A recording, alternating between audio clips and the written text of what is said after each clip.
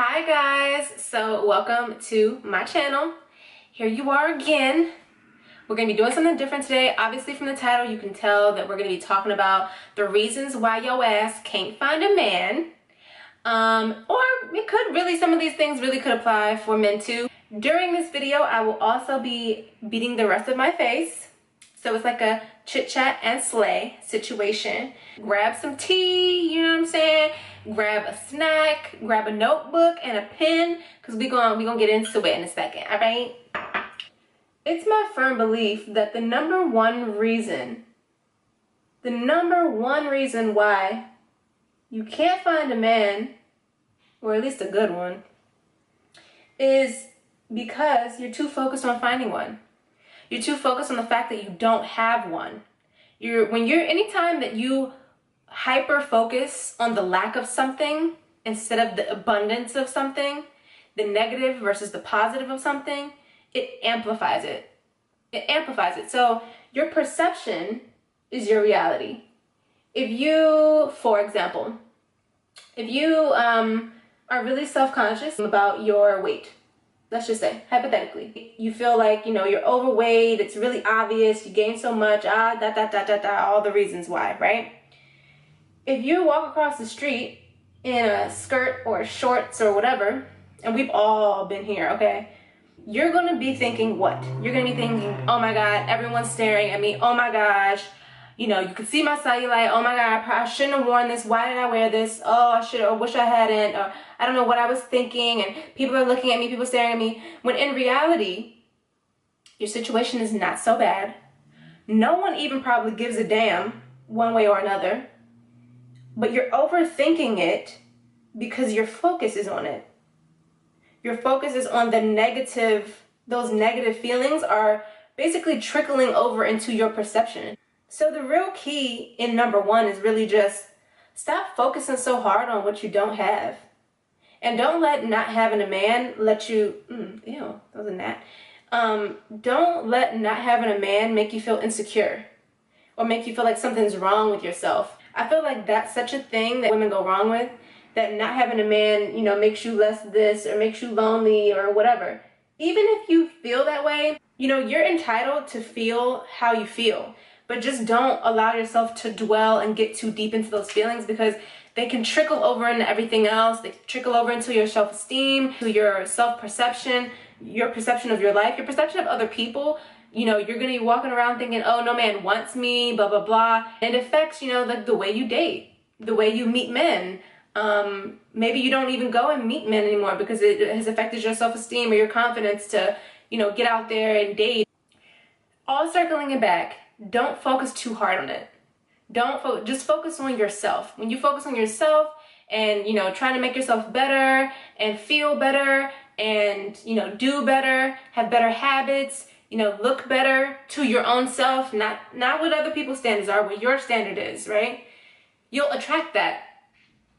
You'll attract that same energy. Like, it sounds so cliche, I know, everybody says that. Well, everyone's saying it because it's the truth.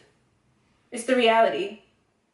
You can't make up answers to things and it just, magically become true. But you're going to hear that everywhere. You're going to hear the same thing. So that's that on that. So, number two. You have habitually made the mistake of not learning from your past experiences. Okay? So, when you get out of a relationship, no matter whose fault it was, no matter what happened, no matter how, what the circumstance was, you should always try, once you can see clearly, to think back and think, all right, what did I do in that situation? What did I contribute to that situation ending up the way it did? What could I have done on my end to prevent that from happening or to change that from happening? Now, I'm not saying that you can change other people's behavior, but maybe, the first red flag came up and you didn't actually do anything about it, or you didn't really take it seriously, or you looked past it or whatever. You didn't correct the behavior or teach the person how to treat you. So it ended up taking you down a certain road, right? A lot of people make that mistake. I've made that mistake. You made that mistake. Everyone has made that mistake at least once, twice, 3 times in their life, right? But the way that can also hinder you from being able to find a man or a good man or the type of man you want is because you've never taken the time to sit back and be honest with yourself and say, okay, you know what, sis, what's wrong with me? You know, why is there this pattern in my previous relationships? Why, you know, do I feel uncomfortable around men? Why do I accept things that are not what I want or are below my standard or whatever the case might be, right? You have to take the time to really think about that. Once you figure it out, then you can really start to do the self-work. Once you start to do the self-work and you start to finally see some results come from it, right? Then you'll start attracting the type of people that you want to deal with. That's part of the reason why you can't get a man, or at least a good one. You haven't done the work to get a good man. You can't just assume that a good man is just going to fall in your lap. And even then, even if he did, you might sabotage it because you aren't prepared. You don't have the tools. You know, your previous relationships were crazy, toxic, and you know that you're crazy, all right? It's okay, sis. You know you're crazy, and that's fine. But a good man, the type of man that you really want, might not be willing to deal with that. And if he's worth anything, he probably won't want to deal with that. A man who has his shit together is not going to be wanting to deal with a woman who doesn't have her shit together. Does that make sense? Would you, if you had your shit together, you want to be dealing with somebody who's toxic and getting angry over everything and accusing you and all these manipulation games and crying and bringing all this old baggage into your life? Like, no. You're not going to be wanting to deal with that. So what would make you think that you cannot do any preparation for this level up in your life, but somehow the universe just gonna send you this, just drop this gift on you? Like, does it happen to some people? Absolutely. Does it end up working out for some people? Absolutely. But does it end up working out for most people? Absolutely the fuck not. And I'm just being honest. So, reason number 2, you haven't done the self-work. You need to stop looking for a man and looking for a partner and focus on looking inside of yourself and improving on the things that you need to improve on. Self-confidence, how you treat others, your fears. I mean, it's different for everyone. That's a whole nother video. But the point is, all of the personal baggage that you have outside of relationships might really be hindering you in finding the type of man that you want. So hold up, take a breather, take your ass to the gym, you know, go see a therapist, unpack a little, come watch my videos, go watch some other videos, you know, talk to a friend who has some sense, go to church if that's what you're into. You know, like, get into your spirit and really work on yourself. Once you work on yourself, man, can't nobody tell you nothing, girl. Ooh, that is cute. Last but certainly not least is going to be about audience. Okay, this is the most practical of these 3 things, and it's something that is so odd because it's so obvious, but I find that so many people overlook it. Have you ever taken the time to really sit with yourself and say, okay, who is my audience? When I say who is my audience, I do not mean dark-skinned guys with muscles, white men, blonde hair, or whatever is your thing. I'm not talking about your physical type. I'm not talking about those attributes. I'm talking about sitting down with yourself and thinking about what you really want in a mate. I'm not talking about being funny. Okay, we all want somebody funny, like duh. I'm talking about what are your needs, your deep needs, and really sitting down and thinking about type of person that you would need to be with who can fulfill those needs. This also means that you have to take the time to really be honest with yourself. And if you go back to number 2 and you are doing that self-reflection and that deep digging and figuring out what the hell is wrong with you, this will lead you into number 3. So after you've done your deep dive and you figure out what those deep needs are that you have, you can actually work on finding your target audience. For example, if I know that I have deep-rooted needs for stability, let's just say, right? I have deep-rooted needs for attention or whatever.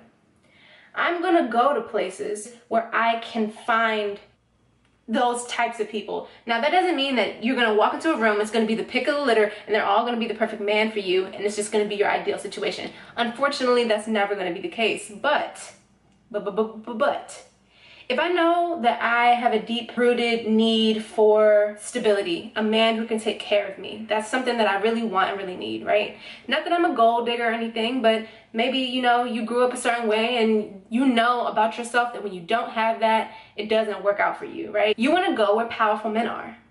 You want to go to, you know, let's say you go to a 5-star hotel, hang out at the restaurants, you know, go to a boat show, do some shit you haven't done before. Why are you you're not gonna find the type of men that you're looking for, that type of man. You're probably not gonna find him in, I don't know, Chick-fil-A. You're not gonna find him in Chick-fil-A. You're definitely not gonna find him in your house on a Friday night. Forever 21 is a perfect example. Forever 21 is not sending coupons to a senior living facility. Are they? They absolutely are not. They absolutely are not. They're not sending, you know, putting ads in an AARP magazine. That's not their target audience. That's not the people that they're going after. So they're not presenting themselves or putting themselves in places where their target audience is not there. It's the same thing with dating. It sounds really obvious, but I feel like no one ever thinks about this part. Like, it's really bizarre. But the point is to circle it on, bring it on home, because I'm almost done with my makeup. You have to get out and put yourself in front of your audience, because no one's gonna find you, and you're certainly not gonna find them in the house on Friday, Saturday, Sunday. You're not gonna find them, you know, on Tinder. And I really think that where people really get messed up with this whole dating thing is they never take the time to self-reflect and really be honest about what it is they need. When you're honest about what you need, honest about who you are, it makes life so much easier. So much freaking easier. It's when you lie to yourself or you don't know because, you know, you haven't really thought about it, that you walk through life just asking like why I don't understand why I can't, you know, I can't find a man, or why I can't, you know, find the type of people that I want. Ooh, that's an ugly face. Ooh, she cute. So at any rate, those are my top 3 reasons why you can't find a man. I hope this got you to think about some things. If you have any questions, comment them below. I am going to go finish off my makeup and come back with a completed look because my shadow is done. I just needed to put on some mascara and lashes, and I'll be right back. All right, y'all, so here is the finished look. Do you like? I like. It's definitely a little bit more colorful than what I normally wear, but I really like it. My eyeshadow, the primary color there, the red, is from the ColourPop Kathleen Lights Dream Street collaboration palette. It looks like this. This video isn't about makeup though, so if you have any questions, just drop them in the comments, or if you want to do a separate video, I can do that. Let me know. But I really hope that, you know, our conversation today was useful, thoughtful, impactful, mindful, just gets you kind of thinking a little bit about the things that you can also do versus, you know, just like, oh, I just feel in this like hopeless weird place that I can't find somebody. But there are things that you can do which really mainly always end up revolving around just self-work, self-worth, self-love, and the energy that you're putting out into the world. So yeah, don't forget to like, comment, or subscribe to the channel. I would really appreciate it. I just started my channel a couple months ago, so give me an extra boost. And yeah, aside from that, I will see you guys in the next video. Thank you. See you later.